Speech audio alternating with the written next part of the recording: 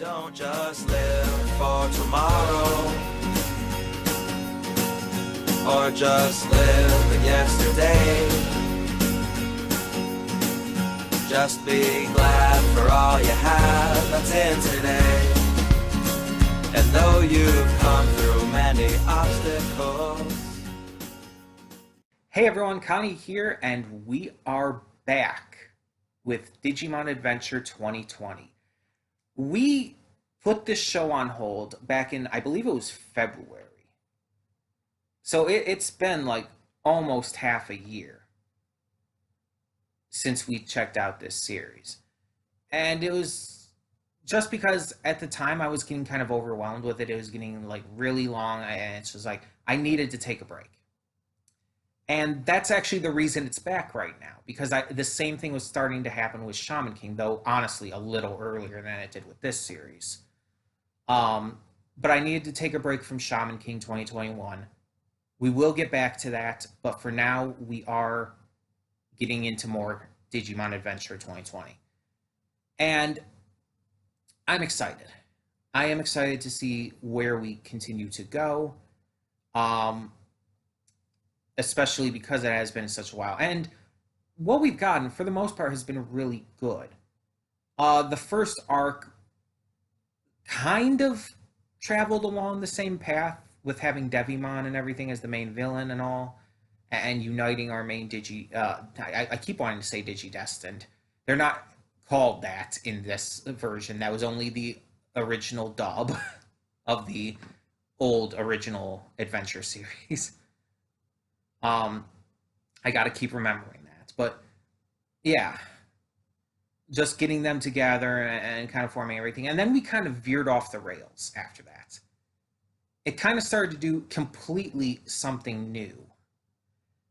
And I was kind of starting to wonder, is it going to go to Myotismon or not? And I'm starting to think it's not, which is interesting.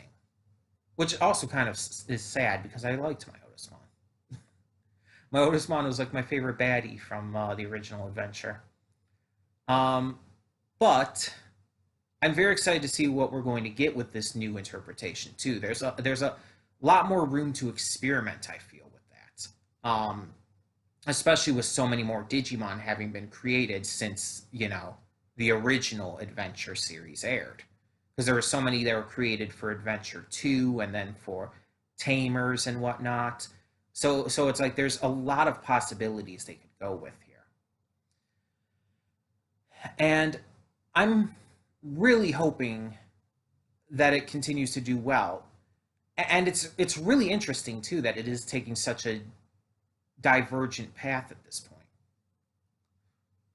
Because you would think, it's already been pretty divergent from the original prior to that, even when it was in the first arc, and not just because it takes place in more modern times, but it's just really gone off the rails, and I have no idea what's going to happen, but it kind of in the best way.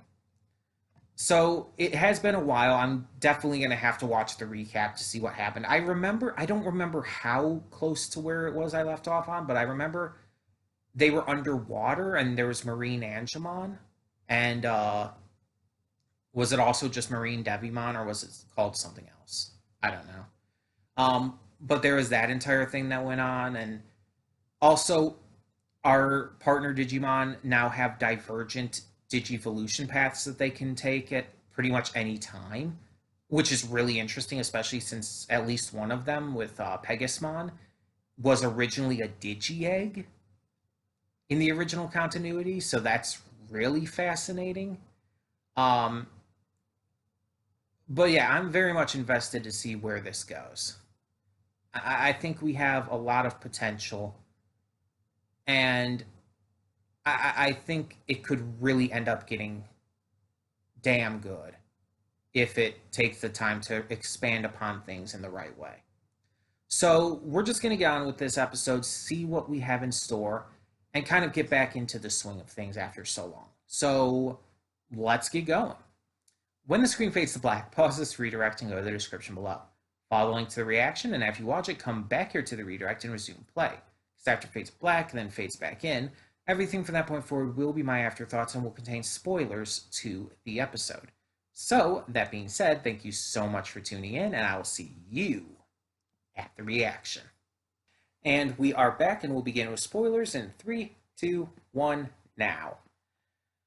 So, what a way to return to this series. Like, Mimi is probably my favorite character in this reboot, and I always liked her in the original too.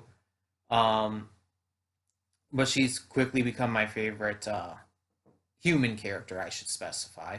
Not counting Digimon themselves, but she's quickly become my favorite, and this is no different. So, in this episode, our group who has already split up gets split up again. Ty and Sora, while trying to collect some stuff for the group, end up getting washed away in the river and over to where Mimi happens to be, who they haven't seen for a while. So while Izzy, TK, Takeru, and Hikari have to come find them after having been split up from Ty and Sora, they're going to help Mimi. And Mimi, it has been working with Golemon and Gatsumon. They have found out that the Golemon and Gatsumon were slaves, treated as slave workers for this larger Digimon to mine gemstones. So with Ty and Sora's help, they go in and basically stage a coup in a way, I guess you could say. But the entire thing is because Mimi's grandfather runs a company and the way he runs it, Mimi has a very strong view on workers' rights. She believes that workers should be treated fairly and like family, that they should get the right amount of time off. They should never be worked too long and too heavily at a time, and that they should always be, treated like people, which is something that a lot of companies, especially in America, need to learn. Definitely found out a lot more about that in the past year and a half. So Mimi wants to help free all the Gotsumon as well as Golemon and take down this enemy. So they stage an attack on the fortress, fighting off these Goburimon and eventually finding the big Digimon, who I can't remember the name of. It's like Gomamamon or something like that. Something like that. But they fight it and are having trouble because it's a mega level. Mimi eventually has to have Palmon or Togemon at that point turn into Lilymon, but even that doesn't seem to be enough at first. So eventually, Mimi and Lilymon realize that the Digimon won't eat diamonds. It eats all these other gems, all these other rocks, but it can't eat diamonds. So they use a diamond as a weapon inside the flower cannon and use that to defeat the evil Digimon. And thusly, Mimi frees all the Gotsumon and Golemon, and since they obviously can't stay, she puts Golemon in charge as acting president of the company. And I think it's a really fun and cute idea. And I love the idea of Mimi being behind workers' rights, but also still being obsessed with gems at the same time. In this episode, you get to see both her selfish and selfless sides. And I like that because she feels like a nuanced character. She feels like she's more than just one note. Yeah, she's selfish to a point where she loves gemstones, and that does interfere with things sometimes. But she also really will fight for the rights of workers and just those who are being oppressed.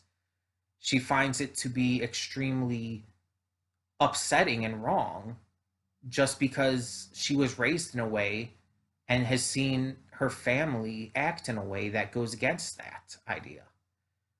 So good on her family for raising her so well, but also I really just love